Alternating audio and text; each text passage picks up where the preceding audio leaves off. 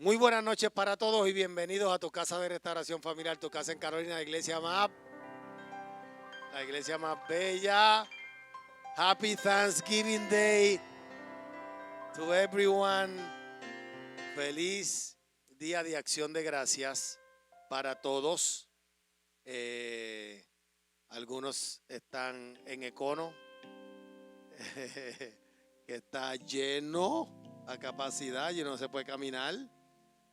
Otros no hay pavos y están carísimos. Sí, se acabaron y los que habían estaban carísimos. Alguna gente pues están adobándolo. Ya yo tengo mi cena seteada. Oye, la seteé allí mismo en Econo. Encontramos a alguien, mi esposa y yo estábamos en Econo y encontramos a alguien y hicimos la orden. Sí, este año no cocinamos. ¿Sabes que antes, años atrás, desde que yo llegué de Estados Unidos, el día de acción de gracias, mi cena de acción de gracias era arroz con gandules, pernil, ensalada de papa, y esa mujer me complacía todos los días de acción de gracias, me hacía mi cena de Navidad. Pero hace 4 años ya yo no como cerdo, no. Hace 4 años que no como. Menos el día 10 de diciembre de este año que voy. No, es que mi abuelo me enseñó que una vez al año no hace daño. Así que yo me voy a estrellar el día 10 de diciembre en la fiesta de Navidad. Vamos a asar un lechón y yo quiero cuerito. Sí, yo quiero cuerito. Y usted lleve una botella de Pepto-Bismol. Y con eso yo resuelvo. No, el domingo el culto lo tienen los jóvenes. No, pero si puedo, predico. Y si no, pues predica tú. Sí, así que estamos contentos. Mira, esta madrugada tuve el honor de ser invitado a los miércoles a las 4 de la mañana, que eso es otro nivel, eso es otra cosa. Habían 33 personas conectadas y me tocó a mí llevar la reflexión. Y fue bien estrésico porque cuando yo estaba estudiando y yo empecé a escribir, se fue la luz. Tengo que ir y comprar una batería para mi computadora, como la tengo aquí en la oficina. Eso no me va a volver a pasar porque voy a comprar una en Costco y la voy a conectar. Estoy dando muchos anuncios hoy. Y se fue la luz. ¿Y sabes cuál fue el problema? Que no le había dado safe. Y gracias a Dios que me ha dado una mente privilegiada, llegó a las 12 de la noche la luz. Me levanté y entré a la computadora y comencé a escribir. Y la disertación se titulaba Agradecimiento y Fe. Y te lo voy a resumir, ¿okay? Porque hay algo que quiero que hagamos que no hicimos esta madrugada y lo hice con toda intención para hacerlo en este momento. Agradecimiento, todos tenemos que ser agradecidos, ¿cierto? Sí, y el culto en Israel era agradecimiento y todo eso que sabemos. Pero el agradecimiento es cuando Dios ha hecho algo por ti. Tú se lo agradeces. Y la gran mayoría de nosotros somos agradecidos. Y le agradecemos a Dios lo que Dios ha hecho por nosotros. Pero fe, eso es otro nivel de agradecimiento. Porque fe es agradecerle a Dios lo que Él aún no ha hecho. Te explico. De todos los altares que hizo Abraham, cuando Dios lo llamó, eso está en el capítulo 12 de Génesis, el primer altar que levantó Abraham fue el altar de el agradecimiento a Dios por la bendición futura. ¿Por qué? Porque Dios lo mandó a salir de Ur de los Caldeos a una tierra que le iba a mostrar y le prometió una descendencia. Y él tenía 75 años cuando salió y su esposa, me imagino que estaba cerca de eso, y ella era estéril. Piensa. Y Abraham levantó ese altar para agradecerle a Dios por su descendencia, por la promesa. Y el asunto con esto es que muchos de nosotros o algunos de nosotros en algún momento, ¿ok? Y ustedes saben que yo siempre parto de la premisa que el hombre es bueno. Yo no estoy aquí parado para atacar a nadie, para regañar a nadie, porque yo no tengo esa mentalidad. Pero muchas veces en algún momento de nuestra vida nosotros hemos agradecido a Dios por lo que Dios ha hecho y nos hemos quejado con Dios por lo que falta por hacer. Piensa si de verdad le agradecemos a Dios lo que aún no tenemos. ¿Cuál sería la contestación a esa pregunta? Giselle hizo como. Y eso significa que no. Y es verdad. Le agradecemos a Dios cuando Dios nos sana. Y estamos en la expectativa de la sanidad. Pero no lo agradecemos mucho cuando estamos enfermos. Y así puedo dar miles de ejemplos de las cosas que todavía Dios no nos ha dado aún. Y entonces lo interesante de esto es que lo que desata el cumplimiento de esa promesa es precisamente el agradecimiento. Te doy un ejemplo. Uno de los milagros más grandes que hizo Jesús, ¿cuál fue? De los más cangri. Caminar sobre el agua. Lázaro. ¡Boom! Muerto 4 días. Edía. Y curioso porque cuando Jesús se para frente a la tumba, lo primero que hace es que, gracias Padre, porque tú siempre me escuchas. Y el agradecimiento movió la mano de Dios y Lázaro resucitó. Cuando Jesús está con los 5,000 hombres, sin contar mujeres y niños, ¿se acuerdan? Y lo que habían eran 5 panes y 2 pececitos. Él cogió la cesta, miró al cielo y dijo que gracias. Y se multiplicó. Lo que desata. Ok, ¿alguien está entendiendo? Porque una cosa es agradecimiento y otra cosa es fe. Y la fe es agradecimiento, pero es agradecimiento por lo que Dios te va a dar y Dios te lo va a dar. Desátalo. La quejanza detiene la bendición, el agradecimiento lo libera. Ahora, ¿qué te falta? ¿Alguien tiene hijos que todavía no están donde deben estar? ¿Alguien tiene hijos en esa? Agradece. ¿Alguien tiene un esposo o una esposa que todavía no ha llegado, que necesita llegar? Agradece. Alguien necesita finanzas porque todavía no cuadra la caja mes tras mes, agradece. O alguien todavía está luchando con una enfermedad, vamos aquí, agradece. Alguien está con problemas matrimoniales y su matrimonio pues no está bien y necesita que Dios ordene su casa, vamos, agradece. ¿Qué te falta? Agradece. ¿Qué necesitas? Agradece. Vamos, agradece.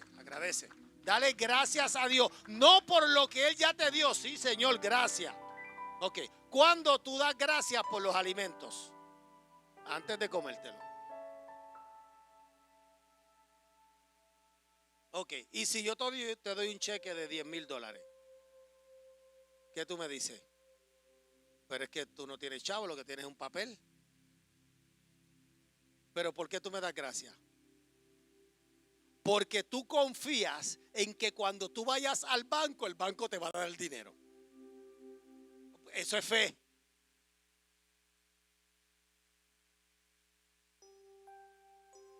Dios te está dando un cheque, agradece. Porque nunca ha rebotado uno. Nunca le ha rebotado a Dios un cheque. Así que de eso se trató esta madrugada. Todavía, mira, hoy habían 18 hombres aquí, cerca de las 8, y 14 mujeres. Las conté. Ya hay más mujeres que hombres, está bien. Pero antes de que empezara el culto, éramos mayoría. Ok, porque en esta iglesia no es de un montón de mujeres y pocos hombres, no, es que es de mujeres y hombres. Así es esta iglesia. Entonces, los hombres, todavía somos minoría a las 4 de la mañana. Vamos, mira a un hombre y dile, papi, suelta la cama. Dale, mi amor, levántate a orar. Es una vez a la semana. Dale, mi amor. Vamos, mira a un hombre y dile, ey. ¿Te has quedado? Ah, ¿te has quedado? ¿Qué pasa? ¿Sabes? Ok, porque el hombre es el sacerdote. No es la mujer. El ministerio sacerdotal del matrimonio está sobre los hombros del hombre. Caballo, levántate por la mañana a orar. Ya. Esto es fácil. Llega temprano al culto. Hoy antes de las 8 habíamos un corillo de hombres aquí. Y el viernes en el retiro habían 80. Así que vamos bien. A la clase que estás esperando. El altar de bronce. Éxodo 27. Harás también un altar de madera de acacia de 5 codos de longitud y de 5 codos de anchura. Será cuadrado el altar y su altura de 3 codos. Y le harás cuernos en sus 4 esquinas. Los cuernos serán parte del mismo. Y lo cubrirás de bronce. Harás también sus calderos para recoger la ceniza, y sus paletas, sus tazones, sus garfios y sus braseros. Harás todos sus utensilios de bronce. Y le harás un enrejado de bronce de obra de rejilla. Y sobre la rejilla harás 4 anillos de bronce a sus 4 esquinas. Y la pondrás dentro del cerco del altar abajo, y llegará a la rejilla hasta la mitad del altar. Harás también varas para el altar, varas de madera de acacia, las cuales cubrirás de bronce. Las varas se meterán por los anillos y estarán aquellas varas a ambos lados del altar cuando sea llevado. Lo harás hueco de tablas de madera que te fue mostrado en el monte, así lo harás. Ok, ¿quiénes habían leído esto antes? Ok. ¿Quiénes han leído la Biblia de tapa a tapa hasta los mapas? Completa. Aquí la leímos hace años en 90 días, ¿se acuerdan? Leímos la Biblia completa en 3 meses. Yo la he leído varias veces, he tenido el privilegio de leerla varias veces. La pregunta es, cuando tú llegas a capítulos como este, cuando lo leías, ¿en qué pensabas?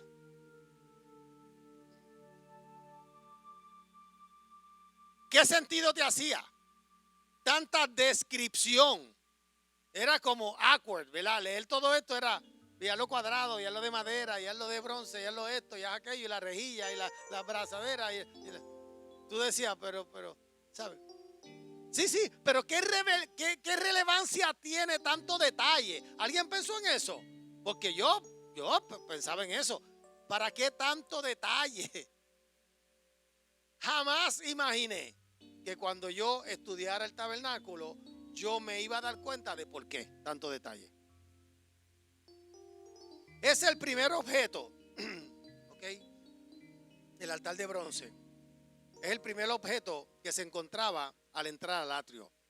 Sus dimensiones eran 5 por 5 por 3 codos, de manera que era cuadrada, símbolo que recuerda el alcance universal del sacrificio de la cruz. 4 vientos, 4 puntos cardinales. Jamás yo hubiera pensado en eso.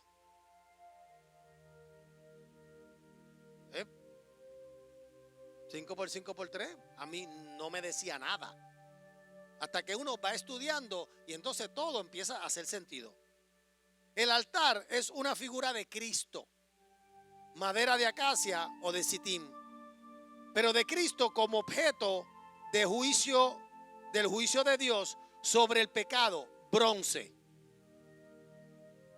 Números 16, 36 al 40. Entonces Jehová habló a Moisés diciendo: di a Eleazar, hijo del sacerdote Aarón, que tome los incenciarios de en medio del incendio y derrame más allá el fuego, porque son santificados. Los incenciarios de estos que pecaron contra sus almas, y harán de ellos planchas batidas para cubrir el altar, por cuanto ofrecieron con ellos delante de Jehová, son santificados y serán como señal a los hijos de Israel. Y el sacerdote Eleazar tomó los incenciarios de bronce con que los quemados habían ofrecido y los batieron para cubrir el altar,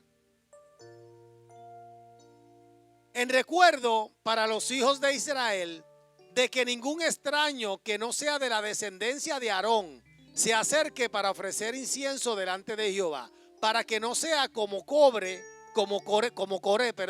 y como su séquito, según se lo dijo Jehová por medio de Moisés. Y puedes leer la historia de Coré, como del fuego extraño y todos esos asuntos. Lo puedes hacer luego. La finalidad esencial del altar era la de ser el lugar donde se ofrecían los sacrificios y se vertía la sangre, la única que hacía expiación sobre el altar por las almas. Levítico 17:11. Porque la vida de la carne en la sangre está, y yo las he dado para hacer expiación sobre el altar por vuestras almas, y la misma sangre hará expiación de la persona. Hebreos 9:22. Y casi todo es purificado según la ley con sangre, y sin derramamiento de sangre no se hace remisión. El altar nos habla de Cristo. Los sacrificios nos hablan de Cristo. El sacerdote nos habla de Cristo. El conjunto de lo que sucedía en el altar nos presenta la cruz. Dos verdades fundamentales se desprenden del altar de bronce y de los sacrificios que eran ofrecidos en él. Y tú puedes leer los textos que yo te he leído, y sin esta explicación es muy difícil entender de qué se trata todo esto. Número 1. La necesidad de la sangre para quitar el pecado. Esta verdad es puesta en evidencia desde Génesis hasta Apocalipsis. La paga del pecado es muerte, dice Romanos 6:23. Lo estudiamos. La sangre derramada nos habla de la muerte del culpable o de una víctima ofrecida en su lugar. No hay otro medio para quitar el pecado de delante de Dios. Cuando el primer hombre y la primera mujer pecaron, todos conocemos la historia.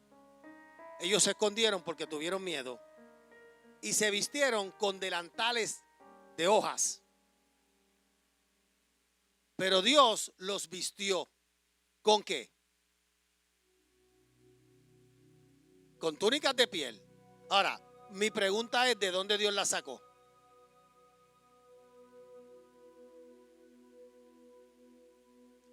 El primer sacrificio de sangre fue en el jardín. Para Dios cubrir el pecado de Adán y Eva en aquel entonces, en aquel lugar, tuvo que sacrificar animales y coserle un abrigo, porque la piel es de un animal. Y toda la Biblia, desde Génesis hasta Apocalipsis, habla de sacrificios de sangre. Y el sacrificio máximo de sangre fue el sacrificio de Jesús. Y número 2, la doctrina esencial de la sustitución. Según el pensamiento de Dios, una víctima sin defecto puede ser ofrecida en lugar del culpable. Tal el carnero ofrecido en el lugar de Isaac en Génesis 22, o el cordero de la Pascua que murió en lugar del primogénito en Éxodo 12.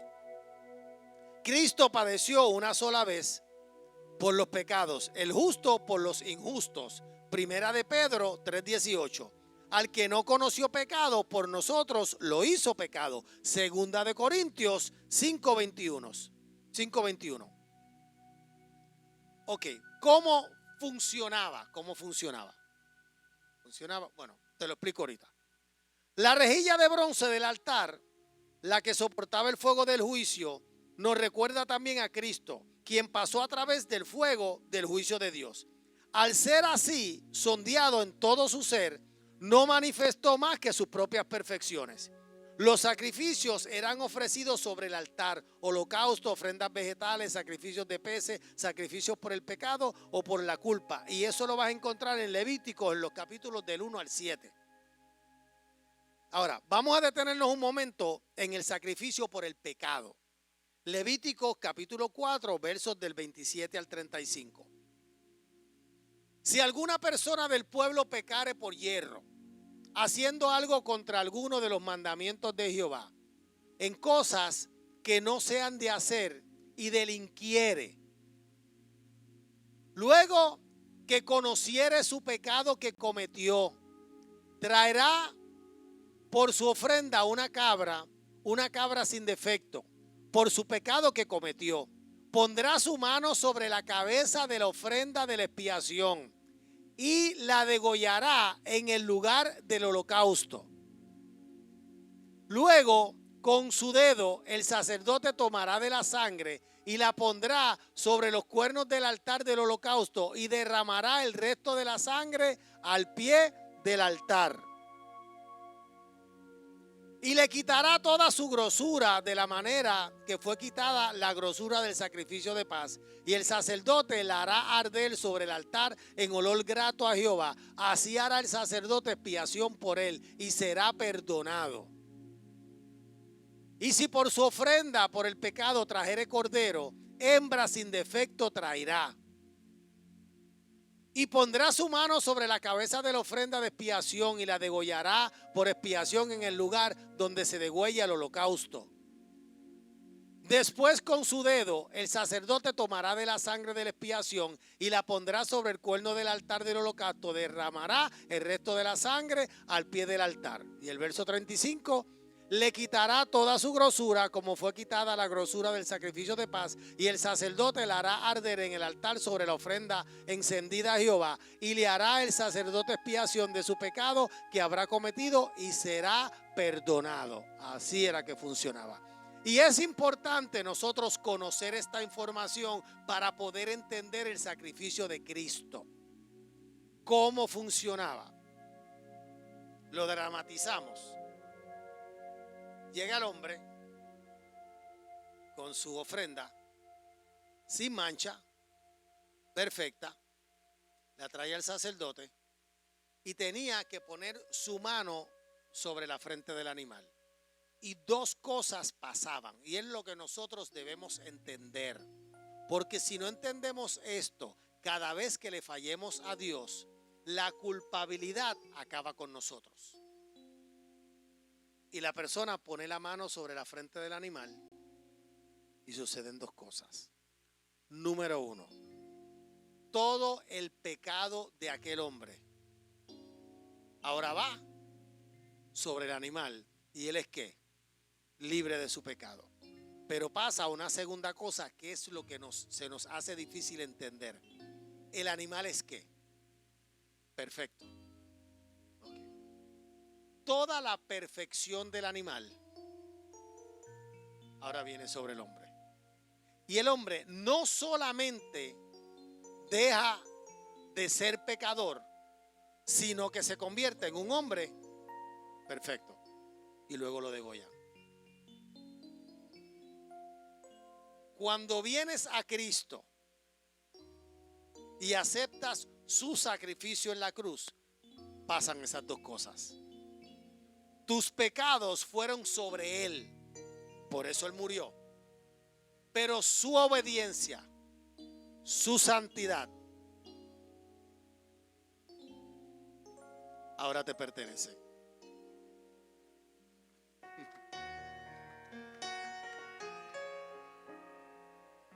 ¿Por qué se nos hace tan difícil recibirlo? Nosotros que trabajamos con tantos pecadores que nos traen tantos asuntos de pecado, tenemos que lidiar con eso todos los días. Como Jaime brega con comida todos los días, nosotros bregamos con los pecados de la gente todos los días. Y no hay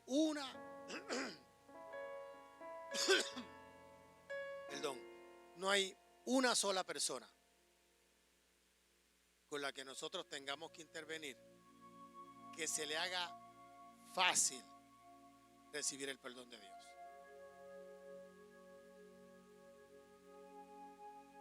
Porque la culpabilidad es tan rápida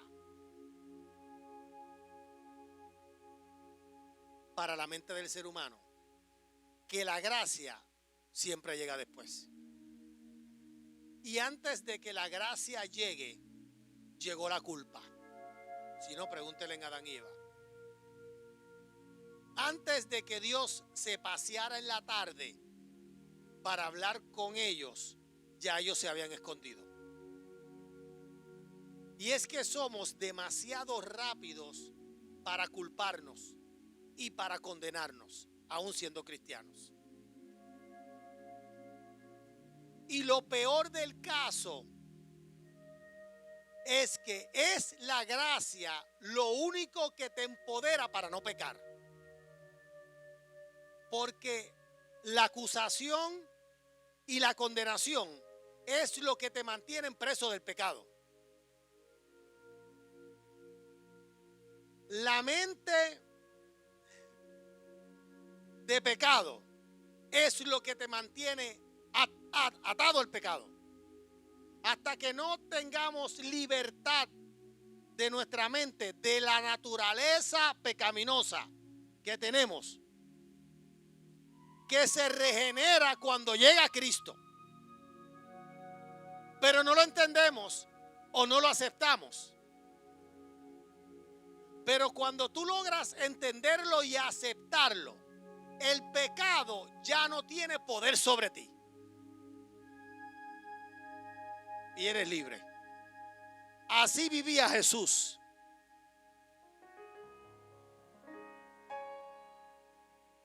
Todos los días de su vida Jesús vivía en la gracia porque Él era la gracia. Y por más que Satanás lo trató de tentar, Él siempre tuvo poder sobre el pecado. Por eso le dijo a Satanás, escrito está. Hasta que nosotros no seamos libres de nuestra mentalidad de pecado y no entendamos que para eso murió Cristo. Y entonces, mira, la religión nos ha confundido.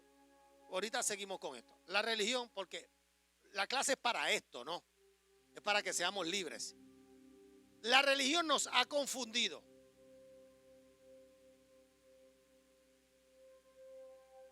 Y ha malinterpretado a propósito la gracia. Y lo que nos han enseñado es que si nosotros tenemos libertad, pecamos. Piensa, ¿cierto o falso? No te puedo dar libertad porque si te doy libertad, pecas. No. Es todo lo contrario. La libertad es lo que no te permite pecar. El agradecimiento no es el miedo, no es el temor a irte para el infierno, lo que te aleja del pecado. Es el agradecimiento porque ya te ganaste el cielo. ¿Sabes? Mira, es más difícil tratar de ganarte algo que evitar perderlo cuando ya lo tienes. Piensa, cuando tú sabes que tú tienes, es como la aceptación. Yo estoy hablando con una persona y tiene un problema de aceptación y comete errores tratando de ser aceptada. ¿Por qué? Piensa. Cuando una persona no ha entendido que ya Dios te aceptó,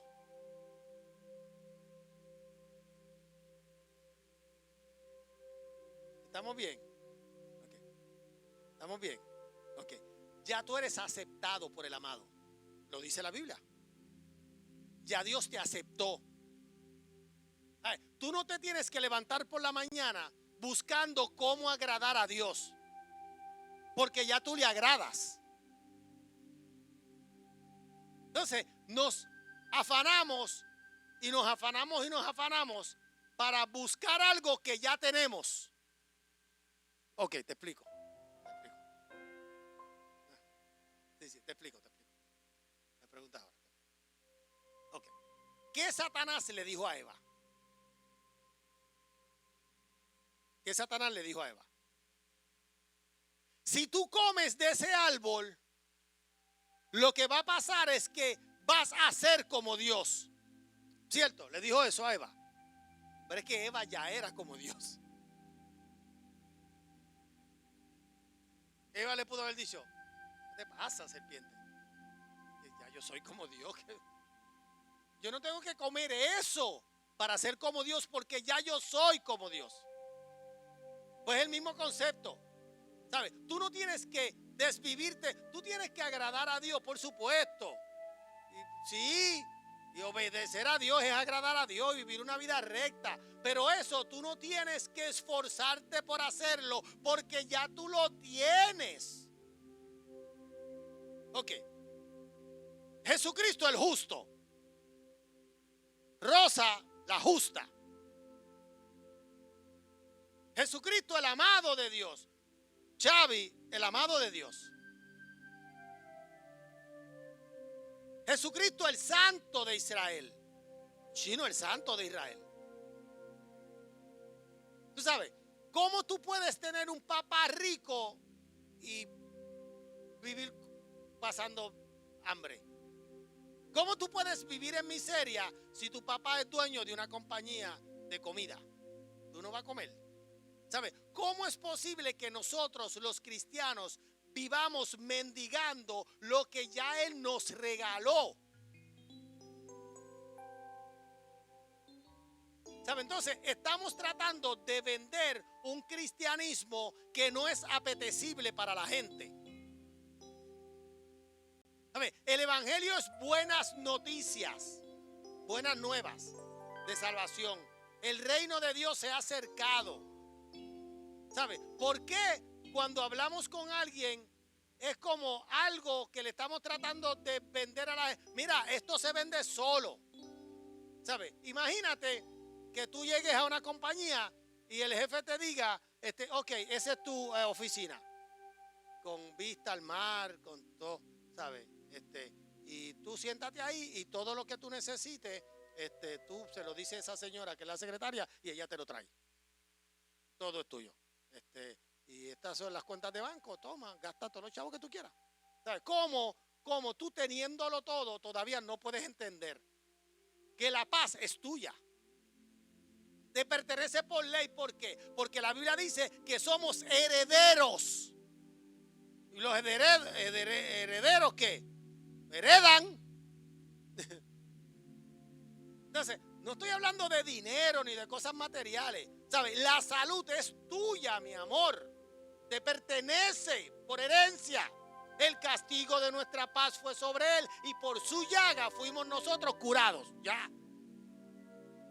¿Por qué nos cuesta tanto trabajo creer que somos salvos, que somos redimidos, que somos perdonados, que el diablo no tiene poder sobre nosotros, que nosotros no tenemos que pecar porque el Espíritu Santo de Dios vive en nosotros y nos guía a toda verdad y a toda justicia? ¿Por qué tanta carencia de lo que ya tenemos?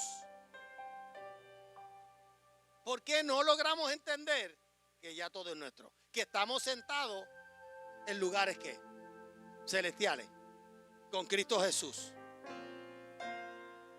Que nadie nos va a juzgar, que nosotros lo juzgaremos todo. Que Él viene por nosotros y nos vamos en una nube y después regresamos a juzgar el mundo con Él, con Cristo. ¿Sabes? ¿Por qué no podemos entender que, ¿sabes? La gente entiende ganarse la loto. Pues la loto no es nada comparado con lo que nosotros tenemos. Tenemos un abogado que intercede por nosotros todos los días al lado del Padre. Pregunta. ¿Se te fue? Está bien, ahorita te acuerdas. Y de eso es que se trata este altar de bronce. Del perdón de los pecados. Y es el primero. ¿Sabes? Es como el Padre Nuestro. Padre Nuestro. Ok, alguien recíteme el Padre Nuestro. Yo sé que la clase voló en canto. Fíjate eso. Ok, alguien que me recite el Padre Nuestro. Padre nuestro que estás en los cielos, santificado sea tu nombre. Venga tu reino. Hágase tu voluntad. En la tierra como en el cielo. El pan nuestro de cada día, dánoslo hoy. Y perdona nuestras ofensas, porque no es al revés. Porque no es al revés. El pan nuestro de cada día, dánoslo hoy. Y perdona nuestras ofensas. Pero ven acá, para que me dé el pan, primero tiene que perdonarme. No.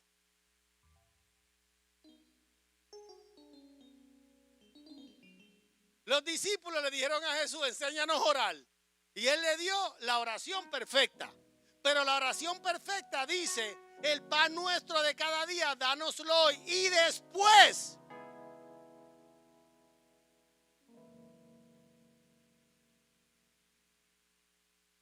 porque no es al revés.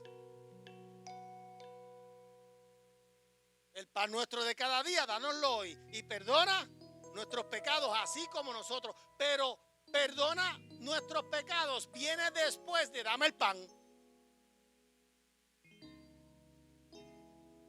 Ok, ¿alguien está entendiendo? Porque primero viene la gracia. La Biblia dice que cuando abundó el pecado, sobreabundó la gracia. Mira, el perdón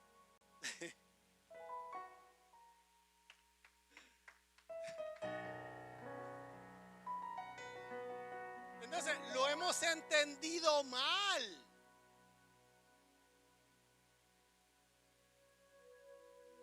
Mira, nosotros pensamos que nosotros somos Dios. Nosotros. Cuando entendamos que Dios es Él. Te confundí. Nosotros creemos que somos Dios. Cada vez que nosotros nos empeñamos en hacer y no reconocemos que no hay nada que podamos hacer, estamos queriendo nosotros ser Dios. Esa es la rebelión. ¿Tú sabes de qué se trata el árbol de la ciencia del bien y del mal? Yo puedo. Yo sé. Ok. Más profundo. Me voy un poquito más. Ok. Cuando Israel salió de Egipto. Piensa. Salió de Egipto. Se abrió el Mar Rojo. Caminaron 3 días y tuvieron sed. ¿Qué hicieron? Señor, gracias por el agua que nos vas a dar. No. ¿Qué hicieron? Se quejaron. Y Dios dijo, muéranse de sed. Dios le dio instrucciones a Moisés, golpea la piedra y lo sació de agua. Pero fue una queja. Les dio hambre, ¿qué hicieron? Se quejaron. Y Dios le dio maná. Les dio maná, ¿y qué hicieron? Se quejaron y le dio codornices. Se quejaron del sol y le puso una nube. Se quejaron del frío y le puso una columna de fuego.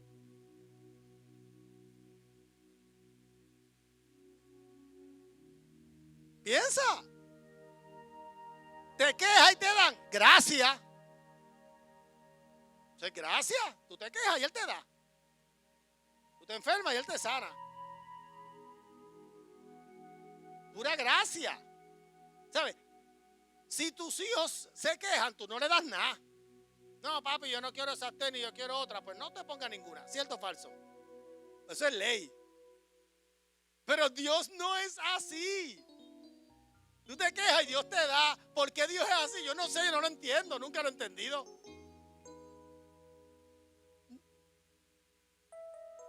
Él es papá. Ahora, mira esto. Llegan al monte Sinaí.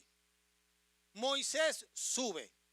Cuando Moisés baja con instrucciones. Se reúne con los líderes y les dice, todo esto es lo que Dios me ha dicho que tenemos que hacer. Y los líderes dicen, dile a Dios que nosotros podemos. Cuando tú lo lees es tricky porque dice, dile a Jehová que todo eso nosotros lo haremos. Pero cuando buscas el original, la palabra es nosotros podemos. Y cuando buscas la Amplified Bible, lo que dice es nosotros podemos por nosotros mismos. Tan pronto ellos dijeron eso, lo próximo que pasó es que murieron 3,000. Y les entregaron la ley. Y todo cambió.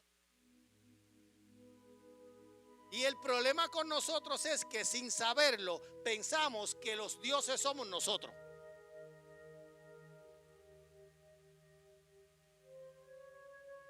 Cuando tú piensas que para tener unción tienes que ayunar y orar, tú piensas que eres Dios. Yo sé que te estoy volando la cabeza. Y hay que orar y hay que ayunar, pero por la razón correcta. Porque la unción Dios se la da a quien Él quiere. Lo veníamos hablando, pastora. Veníamos hablándolo en el carro. Nosotros vemos gente ungida que en nuestra humanidad decimos, pero ¿y cómo esa persona está ungida? ¿En serio? Pues sí. No, que Dios ve el corazón. Mira, Dios hace lo que Él quiere porque Él es Dios. Cuando tú oras, mira, la superfe es creerse que tú eres Dios.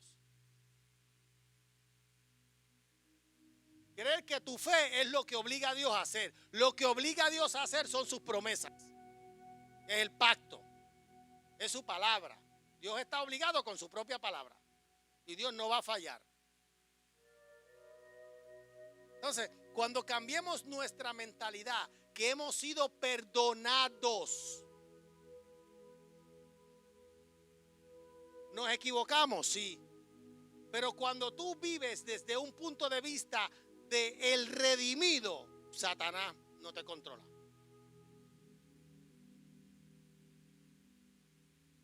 Una mujer viene donde ti y te dice, mira, yo quiero salir contigo, y tú le dices, vamos a la iglesia. Conviértete a Cristo. Yo soy casado.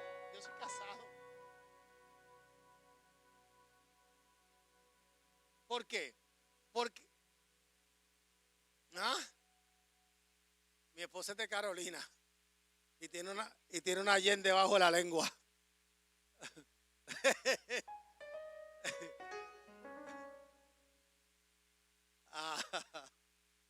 Mi esposa es de Carolina, nena, tú eres loca. Esa es otra cosa. No te metan ahí en ese lío. Tú no la conoces. Ella es cristiana, pero tú te metes conmigo. Te la va a buscar. Entonces, ok, cierro esto y ya vamos a terminar. Cierro con esto, mira. Un hombre. Hay tanta infidelidad dentro de la iglesia que asusta. Hay tanta pornografía dentro de la iglesia que asusta. Esto es un hospital. Este hombre es cristiano y la vecina es diabólica y sale a botar la basura con unos pantaloncitos y el tipo no quiere fallarle a Dios. Honesto, no quiere fallarle a Dios. Pero vive desde un punto de vista de condenación. ¿Ok? Y comienza a orar por la mañana.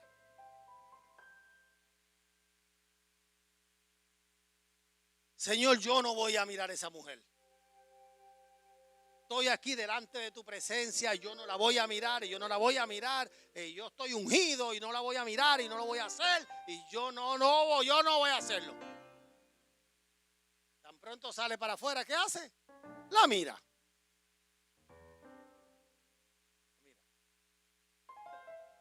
Vemos este otro que tiene un punto de vista de gracia. Señor,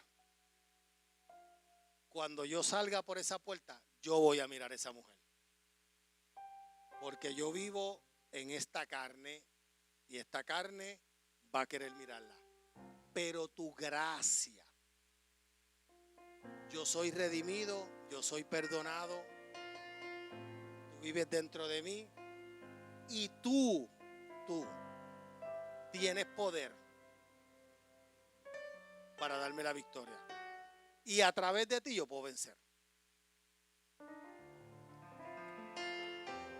Y salió y no tiene que mirar a nadie. Porque estás en el lado de los ganadores. Pero tan pronto te paras en el lado de los perdedores, eres carne al pincho. Y es una mentalidad de gracia o mentalidad de condenación. Cuando tú sabes que Cristo murió en la cruz para perdonar tus pecados, que tú eres redimido, que tú eres lavado con su sangre, que el Espíritu Santo vive en ti, no tienes que pecar. Eso sale automático. Y eso es lo que el altar de bronce hace. Quema. Y está en los atrios. Es con lo primero que tú te encuentras. Y te habla de Cristo.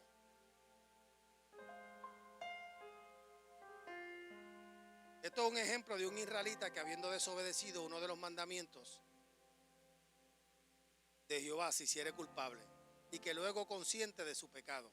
Es el Espíritu Santo el que convence de pecado por medio de la palabra. Durante mucho tiempo un hombre puede permanecer indiferente a los pecados que cometió, así como también a su estado de pecado delante de Dios. Pero llega un momento en que en su gracia Dios interviene por medio de su Espíritu para producir en él ese sentimiento de culpabilidad.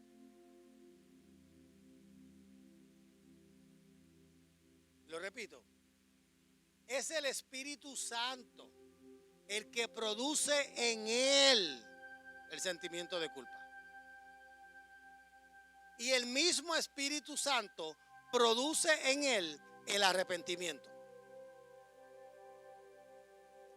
Si tú piensas que el día que tú te convertiste fue que te cansaste de ser malo y te arrepentiste, te equivocas. Eso es querer ser Dios. El único que tiene el poder para convencer al hombre de pecado es el Espíritu Santo.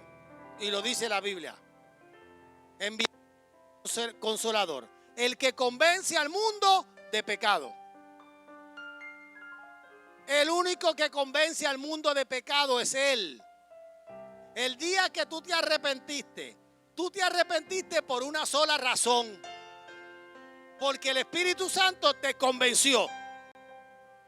Y el Espíritu Santo mismo puso en ti el anhelo de arrepentirte de ese pecado. Y el mismo Espíritu Santo te presentó a Cristo. Fue por Él, es por Él y siempre será por Él.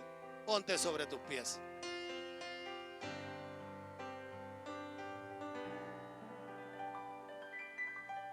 Próxima semana, la fuente de bronce.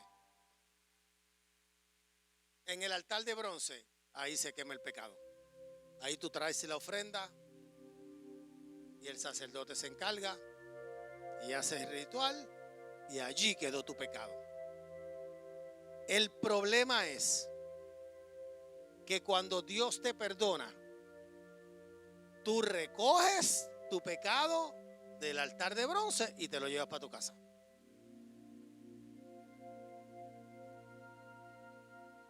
No es hasta que tú lo dejas allí, que se queme, que se consuma y que boten las cenizas. Y las cenizas las llevaban fuera del campamento. El sacerdote por la tarde recogía la ceniza y la sacaba afuera. Cuando Jesucristo te limpió, sacó las cenizas. No hay rastro de pecado en ti. No hay rastro de pecado en ti. No existe. No existe.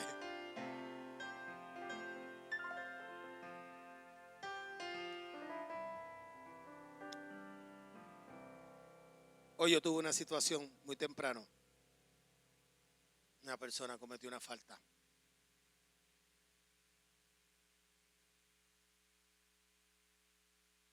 Trajeron evidencia de la falta que cometió. Todo ese lío. Pero en la noche le envió un voice message a una persona quebrantada, arrepentida, quebrantada, llorando, arrepentida. Y yo escuché el mensaje y estaba arrepentida. Cuando yo llamé a esa persona, la persona me iba a hablar de lo que sucedió y de su falta. Yo la detuve y le dije, ¿me vas a hablar de algo que ya Dios no reconoce ni recuerda? ¿Me vas a hablar de algo que ya yo no reconozco ni recuerdo?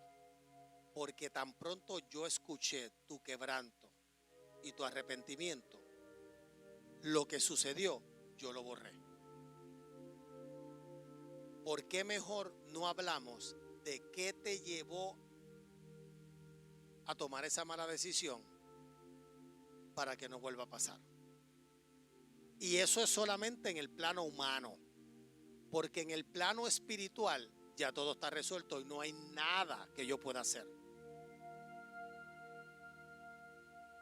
Si tú te arrepentiste, ¿por qué vas a seguir hablando de lo mismo? El libro de Jeremías dice que Dios le dio la espalda a tu pecado para nunca más, Jeremías 31, 33, para nunca más acordarse de él. Miqueas dice, capítulo 7, verso 18, que él cogió todos tus pecados, los amarró en una piedra de molino, que es del tamaño de este auditorio, y lo echó a lo más profundo de la mar. ¿Qué no entendemos de la gracia y el perdón de Dios? ¿Fallamos? Sí. ¿Nos arrepentimos porque el Espíritu Santo pone arrepentimiento en nosotros? ¿Ya? ¿Por qué queremos traer la ofrenda por el pecado y llevarnos las cenizas? ¿Por qué seguimos culpándonos de algo que ya Dios perdonó?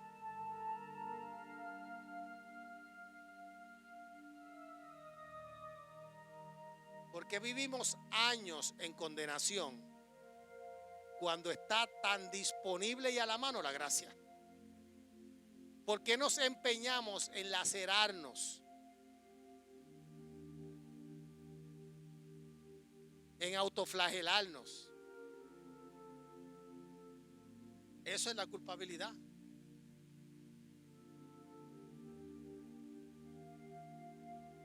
¿Por qué queremos hacer nulo el sacrificio de Cristo? Porque cada vez que tú te empeñas en seguir arrastrando la culpabilidad y el pecado, lo que estás diciendo es que el sacrificio de Cristo wasn't enough. No fue suficiente. Y el sacrificio de Cristo, lo dice la Biblia,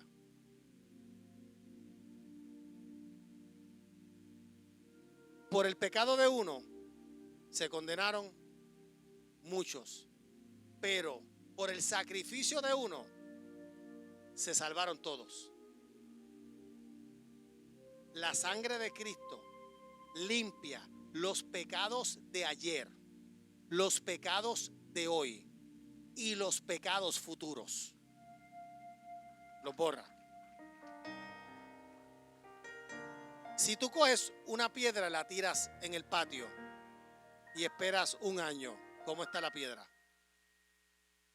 Sucia, sucia. La metes debajo del chorro de agua.